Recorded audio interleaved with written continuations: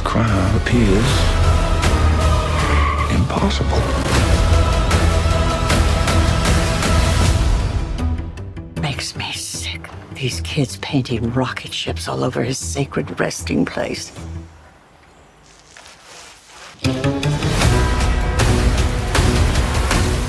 Wake Up Dead Man, a Knives Out mystery tale.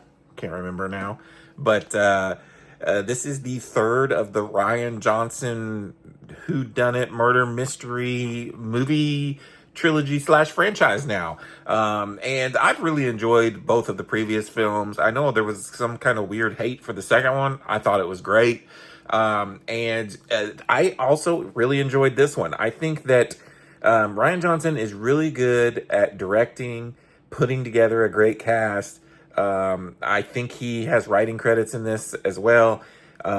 Just putting together these murder mysteries in a really fun, entertaining, very, I don't want to say fancy, but just very well put together films. And if you enjoyed the first two films, I think you're really going to enjoy this one. I do have some problems with this one, but for the most part, I think if you enjoyed it, you're going to really like it. I felt like, once again, he puts together a great cast. Daniel Craig is always great. I didn't even realize, I just assumed everybody loved his character.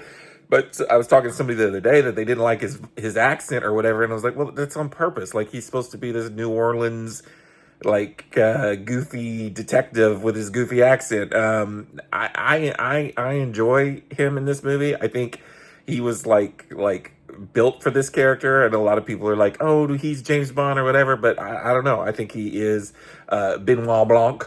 But he always, too, Rian Johnson likes to bring a newcomer. He puts together these really good casts, and then he brings a newcomer in, and this newcomer is Josh O'Connor this time.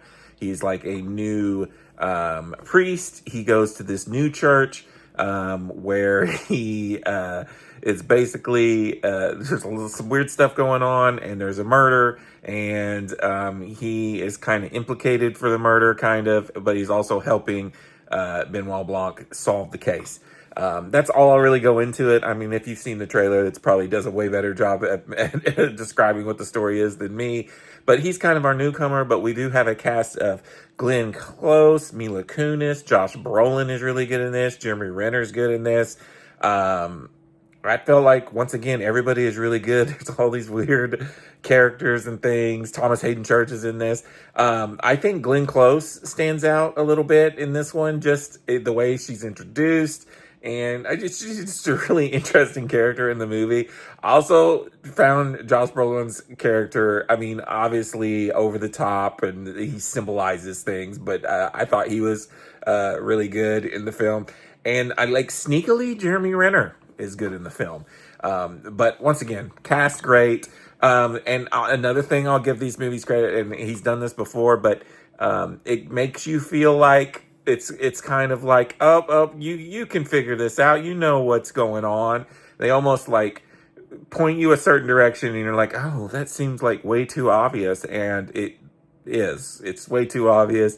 And then, you know, I don't know what other people do, but I watch these films, and then I'm like immediately like, oh, okay. And then I'll go online and find people who've kind of like dissected the movie a little bit more. And you're like, oh my gosh, I can't believe I didn't see that in this part of the movie. In this part of the movie, like, there are clues in this movie that would help you try and solve it before the big reveal at the end. But for me, I didn't see the actual twist at the end, and I enjoyed the ride. There are some things that they do story-wise in this one that I don't know if it's as good as the first two. Like I said, I really enjoyed the second one. I don't get the hate for the second one. And I really like the first one. And this one, there's just certain story things and certain timing of things that I was like, I don't know if I love that. And with that, I don't know if this one's going to be as rewatchable as the other two. Like, the other two, I feel like they're very well paced, and great movies to rewatch. Whereas this one, I was like, I don't know. It felt like it dragged a little bit and wasn't as paced as well. And there was some weird story stuff. But other than that, I had a great time with it. I thought it was a good time. If you like the first two movies, you're going to love this one. Some people are calling it the best one. Like I said, I don't think that's there for me, but I still really liked it. And I am going to give Wake Up Dead Man a 4 out of 5. I think that's what I gave the other two. So honestly, it's about on par with those. And until next time, this is Rainy Cage. Peace out.